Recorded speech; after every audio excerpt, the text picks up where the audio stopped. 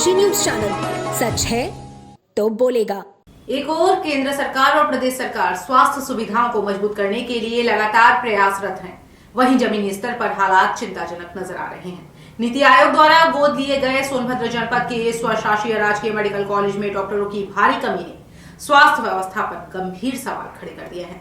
Medical college प्रशासन के अनुसार 96 स्वीकृत जूनियर रेजिडेंट डॉक्टरों के मुकाबले वर्तमान में केवल 32 ही कार्यरत हैं, जबकि करीब 50 जूनियर डॉक्टर लंबे समय से बिना सूचना के अनुपस्थित चल रहे हैं। इससे अस्पताल की सेवाएं बुरी तरह प्रभावित हो रही हैं। खासकर इमरजेंसी सेवाओं पर इसका सीधा असर देखने को मिल रहा है। बताया जा रहा है कि एमबीबीएस के बाद सरकारी बॉन्ड के तहत जूनियर डॉक्टरों को 3 वर्षों तक सेवा देना अनिवार्य होता है, लेकिन यहां बड़ी संख्या में डॉक्टर इस नियम का पालन नहीं कर रहे हैं। कॉलेज प्रशासन ने अनुपस्थित डॉक्टरों को नोटिस जारी किया, बावजूद इसके उनकी उपस्थिति दर्ज नहीं हुई। स्थिति यह है कि कई डॉक्टरों के हॉस्टल के कमरे भी बंद पड़े हैं, जिससे साफ है कि वे बिना सूचना के कॉलेज छोड़ चुके हैं। अब कॉलेज प्रबंधन ऐसे कमरों को खाली कराने की प्रक्रिया शुरू करने की तैयारी में है। दूसरी ओर कुछ जूनियर डॉक्टरों ने वेतन भुगतान में देरी को लेकर नाराजगी भी जताई है और इस संबंध में प्रशासन से शिकायत की है। ऐसे में एक तरफ सरकारी नियमों की बाध्यता और दूसरी ओर डॉक्टरों की समस्याएं, इन दोनों के बीच आम मरीज सबसे ज्यादा परेशान हो रहा है। विशेषज्ञों का मानना है कि सोनभद्र जैसे पिछड़े जिले में जहां पहले से ही स्वास्थ्य सुविधाएं सीमित हैं, वहां इस तरह की लापरवाही व्यवस्था को और कमजोर कर रही है। सरकार द्वारा स्वास्थ्य ढांचे को मजबूत करने के प्रयासों के बीच यह स्थिति कई सवाल खड़े करती है। अब आवश्यकता है कि जिम्मेदारों पर सख्त कार्रवाई हो और ठोस कदम उठाए जाएं, ताकि स्वास्थ्य सेवाएं पटरी पर लौट सके और मरीजों को समय पर बेहतर इलाज मिल सके। प्रदर्शन करने का नहीं ये इशू नहीं था, ये था सविनय अवज्ञा का इशू था। इसमें यह था कि हम लोग का जो फरवरी का सैलरी है और मार्च की सैलरी वो अभी तक नहीं आई।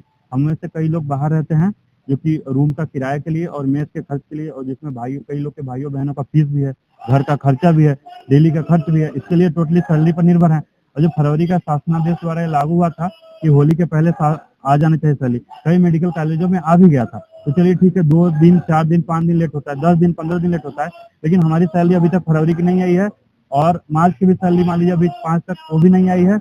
और पिछले जो दिसंबर और नवंबर की सैलरी थी और जनवरी की, वो भी हम लोग पूरा ड्यूटी कर लेते हैं। उसके बाद अगले महीने के 28 तारीख को आता है। मान लीजिए आपको 5 तारीख तक दे दीजिए, थोड़ा बहुत लेट होता है तो 15 तक दे दीजिए, 10 तक दे दीजिए, कोई डिफाइन होना चाहिए ना। और हम लोगों ने मौखिक रूप से कई बार कहा, लेकिन कोई स्पष्ट आश्वासन कार्यालय द्वारा नहीं दिया गया। प्रधानाचार्य सर का जो कार्यालय है वहां द्वारा नहीं दिया गया। तो मजबूरी में हम लोग को यह कदम उठाना पड़ा, क्योंकि ताकि हम लोग की सैलरी है, क्योंकि वहाँ पे जो किराएदार हैं, जो मकान मालिक है, वो तो चिल्लाने लगते हैं। मेस में जो है वो लगता है कहने भाई हमारा दीजिए आप खर्चा, तभी हम लोग खाना खिलाएंगे। तो यही सब समस्या है। हम लोग भी ड्यूटी छोड़ना नहीं चाहते थे। तो कल हम लोग प्रिंसिपल सर को एक डॉक्टर रहते हैं जिनकी सैलरी सभी की है, वहाँ पे असिस्टेंट प्रोफेसर हो चाहे जूनियर रेजिडेंट डॉक्टर, हम लोग हैं, सैलरी सभी के। हम लोग टोटल 96 लोग हैं। 2018 बैच से 2019 बैच से मिला के 96 लोग हैं। और जो अन्य स्टाफ हैं उनकी भी सैलरी नहीं आई है। जो सरकारी स्टाफ है उनकी भी सैलरी, ऐसा नहीं कि हम ही लोग की नहीं है।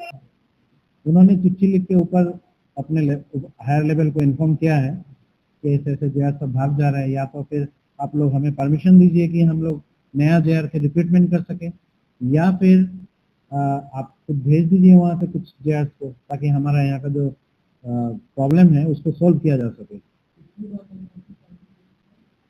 इससे पहले वैकेंसी कभी इतना लार्ज अमाउंट में नहीं निकला था, क्योंकि आप लोगों ने देखा होगा केवल 70-80 बेड का था। उस टाइम पे इमरजेंसी चलते थे और कुछ वार्ड में ही होता था। ये बहुत पहले, आपका लगभग 1.5 साल पहले। पिछले 1 साल से कोई वो जेआर रिक्रूटमेंट हम लोग नहीं किए, क्योंकि हमारे पास 96 जेआर ऑलरेडी रिक्रूटेड है और सैलरी भी उन्हीं के नाम पे आता है। तो आप बीच में दूसरा जेआर नहीं रख सकते। तो हम लोगों ने कई बार परमिशन लेने की भी कोशिश किया कि जो भी जेआर जा रहे हैं हमें परमिशन मिल जाए कि हम उसी नंबर के जेआर को फिर रख सके, दूसरे जेआर रिक्रूट कर सके।